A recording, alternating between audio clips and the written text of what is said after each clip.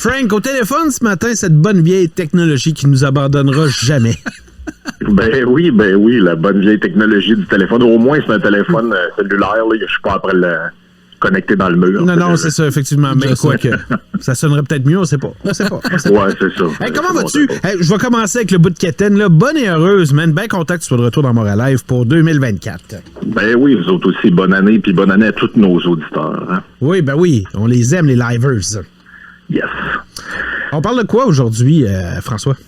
Ben, écoute, avant de rentrer dans ce que je voulais te jaser, il faut que je vous parle d'autre chose très rapidement. Tu vas voir, ça va mettre la table. Je regardais ce matin, il y avait, je sais pas si vous l'avez vu, il y a quelques jours, c'était dans le début de l'année 2024, il y avait un sondage de Léger qui nous parle des inquiétudes des Québécois. Oui! Et, as-tu remarqué la même chose que moi? Ouais, ben je sais pas, il y a plusieurs choses que j'ai remarquées dans ce sondage-là, parce qu'il y en avait eu un autre, j'avais fait une chronique là-dessus. C'était à la fin octobre dernier, donc ça fait quand même pas si longtemps que ça. Et dans ce sondage-là, qui a été, j'ai l'article ici devant mes yeux, 28 octobre 2023, donc ça fait à peine 2 mois et demi. Dedans, on nous disait que les Québécois là, étaient rongés par la peur des changements climatiques, à tel point que plusieurs répondaient dans le sondage qu'ils en éprouvaient des difficultés à dormir la nuit. Mm-hmm. Tu vois, quand on nous disait impact du stress sur les activités quotidiennes. Au cours de la dernière année, le stress vous a empêché de dormir à 55 %, participer à une activité sociale avec des amis, 27 %. Donc, bref, les gens là, avaient peur. Là, c'était en 3e position à 49 %. 49 % des gens ont peur des changements climatiques. Là, il y a un nouveau sondage du même genre, parce qu'ils en font 2-3 fois par année. C'est important de nous le rappeler qu'on a peur des changements climatiques. Exact. Et là, début 2024, donc ça a été publié il y a quelques jours, le 3 janvier, Léger sonde à nouveau les Québécois. Et qu'est-ce qui les inquiète cette fois-ci? Tout d'un coup, les changements climatiques sont disparus des choix des réponses que donnent les gens. Et maintenant, les Québécois, de quoi ils ont peur? Ils ont peur que Donald Trump gagne les élections américaines. Oui, n'importe quoi. Et là, tu te dis, mais ça va. Je sais pas. Mais minute. Moi, c'est parce que ce que j'ai remarqué surtout, là, c'est que je pense que la peur que Donald Trump rentre au pouvoir, c'est 2e ou 3e, là. Puis juste en arrière, donc, les gens ont plus peur de Donald Trump qui revient président des Américains que une guerre mondiale. La guerre mondiale arrive en arrière, est moins populaire. Les gens ont moins peur de ça que Donald Trump qui redevient juste président, alors qu'il a déjà été président, puis il n'y a pas eu de guerre mondiale, il n'y a pas eu... On nous faisait peur sur il va avoir les codes nucléaires. Ben, il n'y a pas eu de bombe nucléaire qui a sauté nulle part. Ils les ont oubliés. Ouais, ils ont oublié, faut croire. C'est ça, il doit être trop épais. Ouais, puis il y a des trucs quand même, il y a des trucs vraiment quand même très drôles dans ce sondage-là. Les gens ont plus peur de l'élection de Donald Trump que d'une panne électrique majeure. Ben ça, j'ai des petites nouvelles pour vous. Trump, je sais pas s'il va être élu, mais des pannes électriques majeures, ça je sais qu'il va en avoir. Ouais, c'est pour ça le monde n'a plus peur, ils savent qu'il va en avoir. Après ça, ils ont plus peur de l'élection de Trump que d'un attentat terroriste. Ils ont plus peur de l'élection de Trump que d'une tornade ou d'une nouvelle vague de COVID. Bref, il y a quand même 50% du monde qui ont peur d'une canicule. Là. Oui, je le sais. Oui. Il y a plein d'enfants qui marchent pas sérieux dans ce sondage-là, par exemple. Là. Mais je veux dire, on commence l'année 2024 avec les mêmes bonnes vieilles niaiseries qu'à l'habitude. Tu vois, ce matin, là, c'est assez incroyable. C'est pour ça que je voulais amener sur Trump, parce que là, tu vois, regarde, Loïc Passé ce matin, Trump, un cirque destiné aux analphabètes. On a aussi Michel Cog. 2024 sera une année Trump. Ben, sérieux, là? Ce matin, la Légion tout à l'heure, là, c'est la dernière des Legis. Okay. Mais j'ai déjà passé la fin de semaine au complet en mode rattrapage, là, puis je termine aujourd'hui. Là. C'est fou comment ils ont parlé de Trump pendant les fêtes. Puis la comparaison avec Hitler, maintenant, il se gêne plus comme de fait, ça revient très souvent. Oui, et puis c'est drôle parce que dans le Wall Street Journal, le matin, il y avait un article qui s'appelait... en gros, je le mets en français, là, ça disait on vit l'élection de 2020 all over again. Mais moi, je les corrigerais, je dirais on vit l'élection de 2016 all over again, parce que les textes que vous lisez et les propos que vous entendez sur qu'est-ce qui va arriver si jamais il est élu, puis qu'est-ce qu'il va faire, puis ça va être la fin de la démocratie, le début de la guerre nucléaire, puis je sais plus trop quoi. Ah, mais c'est pire. C'est des choses qu'on lisait en fin 2015, alors qu'on était dans les primaires républicaines de la première élection de Trump. C'est pire qu'en 2016. C'est pire encore. Mais... Plus ça va, et pourtant, là, l'élection de Trump en 2016, là, ça a été grandement dû... En fait, la division des Américains est grandement due aux médias américains, aux médias mainstream américains. Beaucoup les médias de gauche, mais aussi, tu peux ajouter du Fox News quand même là-dedans. Là. Mais tu sais, ces médias-là ont créé beaucoup la division aux États-Unis, ce qui a amené des Trump. Ça a amené même un peu du Obama avant, mais ça a amené aussi des Trump. Puis ils sont en train de répéter exactement les mêmes choses. Et en fait, on dirait qu'ils n'ont absolument rien compris en 2016. C'était un message, je crois, que les Américains envoyaient aux médias comme « Calmez-vous, arrêtez, vous le voulez pas, Trump? Maintenant, on va vous le mettre d'en face. » Et au lieu d'apprendre de ça, au contraire, ils sont devenus encore plus extrêmes depuis ce temps-là. Et là, moi, j'ai entendu, pendant les fêtes, là, je me suis coupé déjà ma Légion de demain, mais le terme génocide a été dit, là. Comme peur si jamais Trump est au pouvoir, là. Wow. OK, fait que là, lui, il va rouvrir des camps en Iowa, m'envoyer du monde là-dedans. Oh oui, parce que il dit supposément que les immigrants vont... c'était quoi la phrase là, par rapport... Il empoisonne le sang des Américains, alors qu'il parlait d'immigrants illégaux, là, puis même là, c'est bizarre comme phrase, là. Mais, puis Hitler a dit ça, fait qu'il va faire un génocide comme Hitler. Ah, mais c'est incroyable, là, puis comme tu dis, c'est carrément le jour de la marmotte, là. Dans le texte de Michel C.O.G., il se pose la question, est-ce que Trump va vouloir renégocier l'ALENA? C'est parce qu'on l'a déjà fait. Il l'a déjà fait. Je pense pas qu'ils veulent se présenter pour faire exactement la même affaire qu'il a faite. Ben, c'est parce que là, on dirait que c'est les mêmes thématiques, les mêmes niaiseries, les mêmes affaires. Puis là, ça va être encore, moi, en tout cas, ma prédiction un peu, c'est que ça va être encore pire au Canada que ça l'est en 2016, parce que là, ils ont comme leur mini-Trump sur lequel ils vont taper à cause de Poilievre. Gardez toujours ça en tête. Le but, en tapant sur Trump, c'est que par la bande, ça nuise à Poilievre. Oui, ben c'est vraiment ça aussi, c'est parti, là. Oui, c'est une genre de culpabilité par association. Tu sais, je lisais durant le temps des fêtes le dernier livre de Bob Côté là, qui s'appelle la version en entrevue avec Dom là, qui s'appelle Le totalitarisme sans le goulag. Oui. Et dedans, il y a un petit bout vers la fin du livre qui est assez intéressant. Il parle des journalistes de gauche et il les appelle les commissaires politiques. Il dit en gros, le but de ces gens-là, c'est pas d'informer la population, c'est d'expliquer aux gens ce qu'ils devraient penser de X, Y, Z à cas, est-ce qu'ils devraient aimer ou haïr telle personne. En gros, eux autres, ils distribuent des certificats de fréquentabilité. Donc, lui, est-ce que c'est une personne fréquentable ou pas? Donc, évidemment, Trump étant le diable parmi les diables, mais il y a ses émules. Donc, et Pierre Poilievre en est une. Mais ça marche. Moi, je l'ai entendu dans le temps des fêtes, là. Ah, moi, Pierre Poilievre, là. Ah, vous avez le droit de voter pour qui vous voulez, mais moi, Pierre Poilievre, hein, pourquoi? Ah, il me fait trop penser à Trump. Sur quoi? Ouais. Ils sont jamais répondre plus loin, hein? Non, sur quoi? C'est ben, t'as le droit de voter pour lui, là. Je t'en veux pas, mais moi, ça marchera pas. Mais l'argumentaire finit là. Ouais, mais là, à un moment donné, là, les gens au Québec, c'est parce qu'il y a 40% des Canadiens qui vont voter pour lui. Il va falloir vous enlever la tête du sable à un moment donné. Non, mais c'est parce que là, c'est surtout le reste des Canadiens qui votent pour, là, puis eux autres, ça. Tu peux fou, des anglos. C'est tout des épais. Ouais, c'est ça. Oui, c'est ça, c'est tout des épais. On a fait ça avec les Américains depuis longtemps et la technique fonctionne. Et pas juste pour Trump. Moi, je le dis, cette technique-là, j'étais pas là à l'époque de Reagan, mais semblerait-il que ça se faisait à l'époque de Reagan, mais j'étais là à l'époque de George W. Bush et c'était exactement la même méthode. Il fonctionnait comme ça. Puis quand Harper était proche du pouvoir, ils ont commencé à le comparer à George W. Bush. Ben, tu sais, est-ce que vous vous rappelez du gars dans le temps de Harper qui envoyait des livres parce que supposément il était pas cultivé? Oui.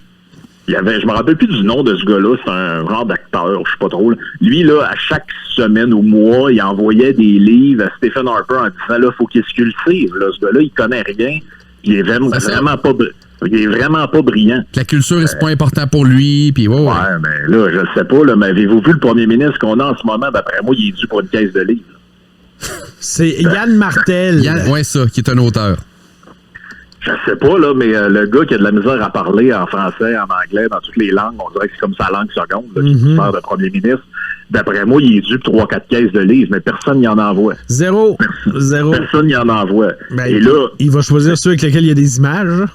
Oui, c'est ça. Peut-être, je sais pas, Martine à la plage, quelque chose de même. Ouais. Mais, et puis là, tu sais, je lisais le texte de Francis Veil sur Poilievre.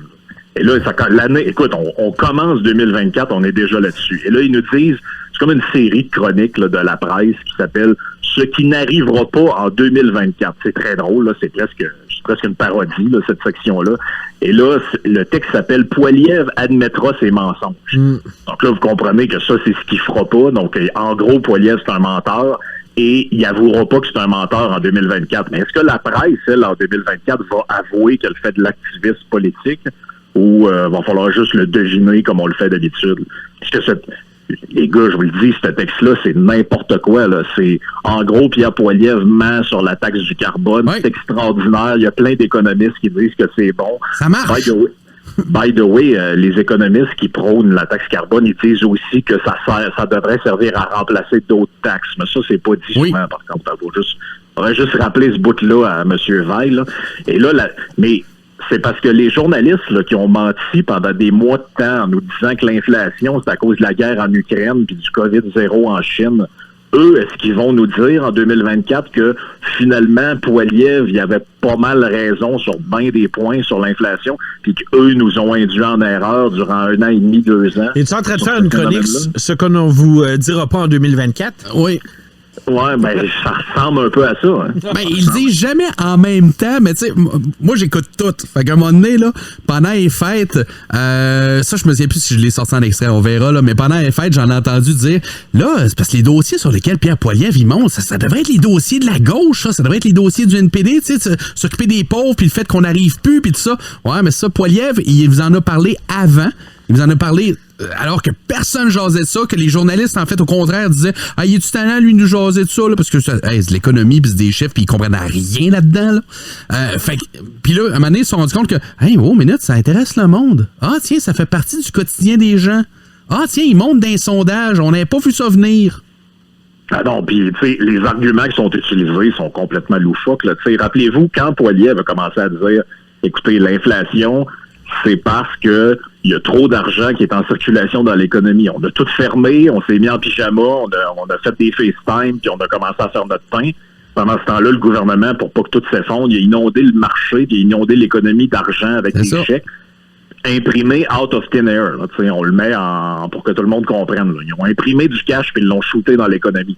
On a fait à plus petite dose que des pays comme le Venezuela, puis l'Argentine, puis etc. ont fait. On a imprimé de l'argent, ce qui fait que la valeur de ton argent est moindre.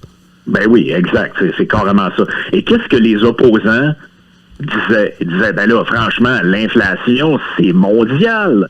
C'est mondial, puis les événements qui sont reliés à ça, c'est le bris des chaînes d'approvisionnement en Chine, la guerre en Ukraine, c'est à cause de Poutine, puis tout ça. Et là, ils ont comme complètement changé leur discours, sont passés de c'est mondial à c'est local avec, là, maintenant, c'est de la faute de Métro. Oui. Là, t'es comme, ben, t'as peu, là. T'as peu, là. Là, fallait pas dire que c'était de la faute du gouvernement du Canada puis de la Banque du Canada parce que c'était mondial, mais en l'espace de quelques mois, ce discours-là est disparu et c'est devenu maintenant la faute des épiciers qui ont une trop grande marge de bois. Mais c'est parce que le gars de Métro, là, il est au Japon, lui, ou il est pas mal ici, d'après moi? Oui, il est ici pas mal. Il a fêté Noël avec la neige, hein? C'est une autre affaire qu'on a récupérée d'ailleurs, là, parce que pendant les fêtes, d'ailleurs, en France, c'est Carrefour, je pense que c'est Carrefour, je me trompe pas, qui a décidé d'enlever les produits de Pepsi sur ses étagères en disant que c'est de leur faute, là, ils chargent trop cher pour leurs produits, ils se prennent une trop grosse marge. Encore une fois, un peu comme j'ai fait pour le Québec, pour les épiciers, je suis allé voir les marges de profit de Pepsi. Ils n'ont pas bougé ben les 5 dernières années, là. Ben non, c'est ça. On se cherche des boucs émissaires pour pas dire c'est la faute du gouvernement. Parce que, by the way, Carrefour, ils ont fait ça pour plaire au gouvernement français qui a déjà implanté des règles puis dans la dernière année là, pour essayer de serrer à vis un peu aux épiciers. Là. Ben oui, puis tu sais, je veux dire, au bout de toute cette histoire-là, c'est qu'il y a comme quelque chose qui est... Tu sais, comment je dirais ça? Quand ils font... quand c'est les journalistes ou les chroniqueurs ou les activistes politiques commencent à te cracher sur, je sais pas, moi, Maxime Bernier ou Éric Duhem, whatever, tu peux toujours te dire... Ouais, mais tu sais, ça représente quand même une proportion réduite de la population. C'est dans le sens que, bon, Duhem, c'est peut-être, je sais pas moi, entre 10 et 15%. Bernier, c'est 2 et 5% des Canadiens. Mm-hmm. Tu sais, c'est une minorité de gens. S'essuyer les pieds sur une minorité. Est-ce que c'est chic? Pas tant que ça, mais ça reste quand même une position qui est tenable, dans le sens que tu peux te dire qu'il y a 5% de bizarre ou 10% ou 15% de bizarre. Mais là, dans le cas de Poilievre ou Trump, tu te dis, moi, tu sais, j'ai devant moi là, les agrégats de sondage. Là. Trump, il est pas mal à 40 quelques % des intentions de vote aux États-Unis, parce qu'il y a toujours des indécis. Oui. Là, tu vois, j'en ai une élection ici. J'en ai une sur 538, qui est l'équivalent de Canada 338, là, pour les gens qui se demandent c'est quoi. C'est un agrégateur de sondage aux États-Unis. Puis là, ça nous dit, regarde, tu vois, au Michigan, Trump est à plus 3, 47-44 contre Biden. En Iowa, il est à plus 12, 51-39. Au général, il sera à 54 contre 46, selon le dernier sondage que j'ai. Donc, Trump plus 8. J'en ai un autre à plus 1, plus 2. Tu vois, là, j'en ai un autre Biden plus 3.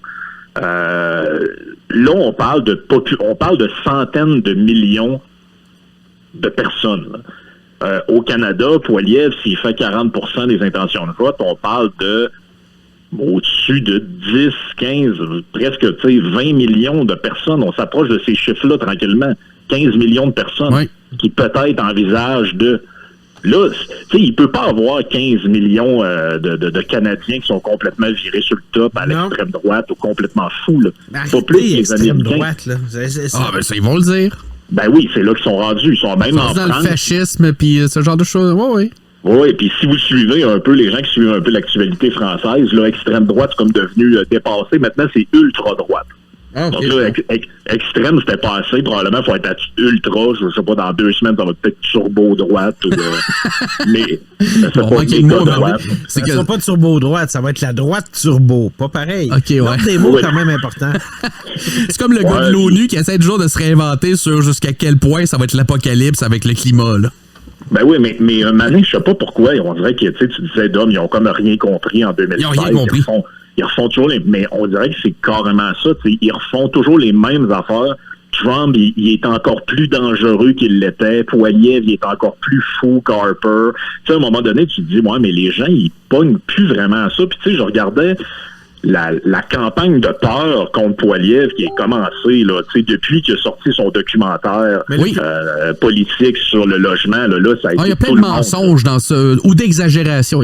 Ça, c'est la phrase. Il y a des mensonges ou des exagérations dans ce documentaire. Dans tous les documentaires. Mais c'est parce que... c'est plus des exagérations des fois que des mensonges. Là. Moi, je vais arrêter de me plaindre contre ce discours-là en 2024 parce que quand je l'analyse, je suis forcé de constater que toutes les fois que les médias ont ces discours-là, soit contre Trump, soit contre Pierre Poilievre, ça augmente le solde dans le compte du capital de sympathie. Tu sais, en fait, s'il n'y avait pas tous ces gens-là qui chialent contre Donald Trump, ben peut-être que Joe Biden serait en avance ce matin. Si on faisait pas le grand comparatif entre Belzébuth puis Pierre Poilievre, peut-être qu'ils sont nés à nez ce matin avec Justin Trudeau. À chaque fois que les médias font ça, ils engraissent le compte de capital de sympathie de Poilievre et de Trump. Tu sais, Trump, à chaque fois qu'il se retrouve devant la justice, là, il augmente de 2-3 points dans les sondages.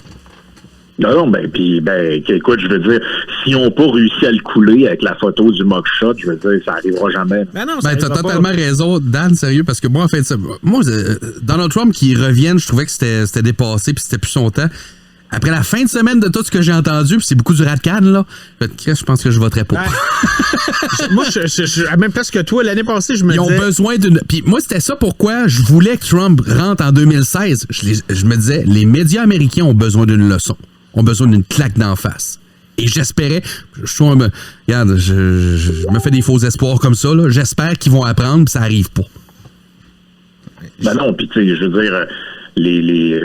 faites-vous pas de, tu sais, les gens, faut pas qu'ils se fassent d'accroire, là. Les Américains sont pas plus cons que les autres, là. Ils regardent les sondages et ils se disent, ouais, ben, peu importe c'est qui, à part Trump, là, vous les avez, les sondages. Là, si, mettons, c'est Nikki Haley ou Ron DeSantis, peu importe les autres sont là. Ils vont être tout autant diabolisés. Ouais, puis c'est tout. Si c'est eux autres, c'est Biden qui gagne haut la main. Aussi. Fait que pourquoi ils choisiraient quelqu'un qui irait perdre? Fait qu'ils vont voter pour Trump aux primaires, ceux qui peuvent voter. Puis s'ils veulent plus de Biden, ben ils vont voter. Tu sais, c'est ça aussi, maintenant, c'est le concept de l'alternance. C'est qu'au Canada, là, si tu regardes tous les sondages, au Canada, on nous dit que les Canadiens commencent à t'écœurer du régime libéral. Là, ça va faire en 2025, ça va faire 10 ans. Oh non, t'as mal compris, Frank, parce que dans le temps, quand il y a eu plein de sondages qui parlaient de la montée de Poilievre, ça nous a pris un bout. Ça a pris quoi, un mois et demi avant qu'on avoue que Pierre Poilievre est en pleine montée, puis Trudeau est en chute. Mais là, ça a pris un sondage avant les fêtes où Poilievre a baissé un peu. Puis là, soudainement, là, c'était comme si c'était une tendance. Ah, mais vous voyez, là, la fin d'année n'a pas été bonne pour Poilievre, puis il est en baisse. Là, nous autres, on sait pourquoi. Ben oui, c'est ça. Ben oui. C'est un peu toujours la même affaire. Là. C'est là... quand il y a une affaire quand il y a un élément qui fait leur affaire, là tout d'un, c'est la même chose avec le PQ. Là.